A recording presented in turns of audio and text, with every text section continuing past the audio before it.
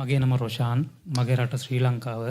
My name is Roshan. I'm from Sri Lanka. Mă numesc Roshan și sunt din Sri Lanka. මම 2023 8/23 රුමේනියාවට එනවා.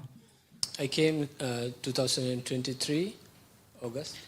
Am venit în august în România în 2023. August 23rd. මම කිසි විටක දැනගෙන හිටියේ නෑ රුමේනියාවට එනකන් මේක දෙවියන් වහන්සේගේ සැලැස්මක් කියලා. I never knew when I come to Romania, this is the plan of God. N-am știut că venind în România acesta este planul lui Dumnezeu.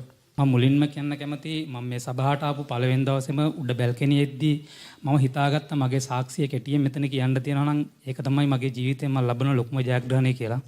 The first day when I came to this church, I thought I was in the balcony. Prima zi când am venit în această biserică, am stat la balcon. I thought I want to tell my testimony to this church. දෙවියන් වහන්සේ Și m-am මගේ gândit că vreau să ජීවිතේ spun mărturia mea bisericii acesteia. දෙවියන් වහන්සේ මගේ ජීවිතේ කරපු ලොකුම පෙරලියක් තමයි රුමේනියාවට මාව ගෙන එන සැලැස්ම.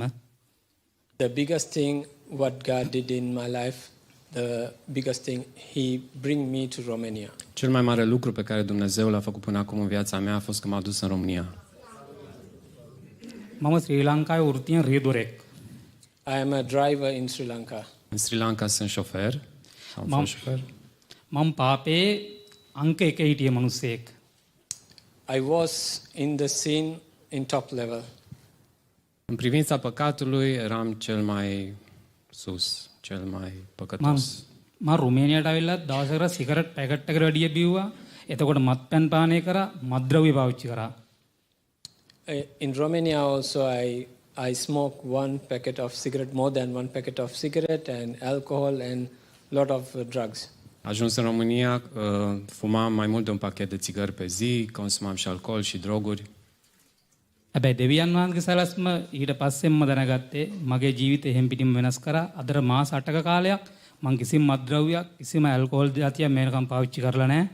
ඕනම වෛද්‍යවරයෙක් ගාවට දාලා මාව පරීක්ෂා කරන්න පුළුවන්. දෙවියන් වහන්සේගේ සැලැස්ම එයයි. After I accept Jesus, 8 months, I never smoke again, I never drink, I never took any drugs.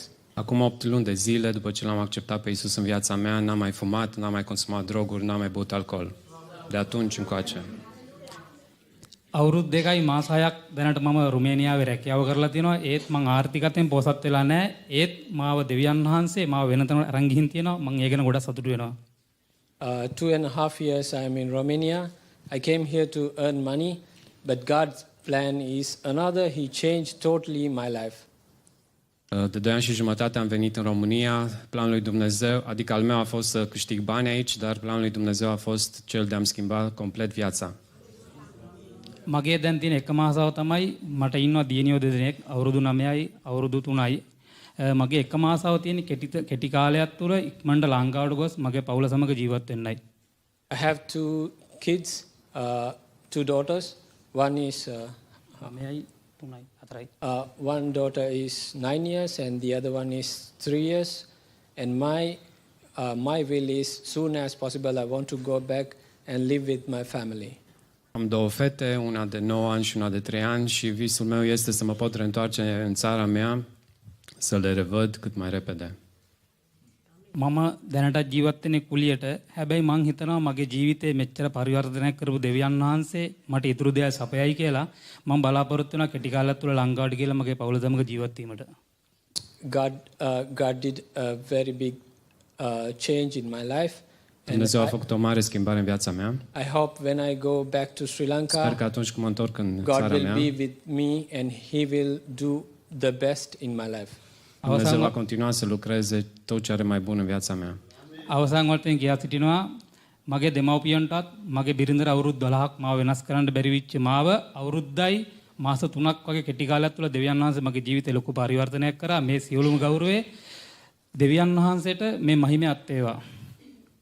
I would like to tell my parents cannot change my life. Aș vrea să zic că părinții n-au putut să-mi schimbe My viața. wife tried 12 years to Și change soția my mea life, 12 ani de zile a încercat să-mi schimbe but viața, they are unable to do that. dar n-au putut să facă asta. But within 1 year and 3 months, God changed everything in my Dar life. într-un an și 3 luni Dumnezeu a schimbat totul în viața mea. ආමේන්. Amen. Amen.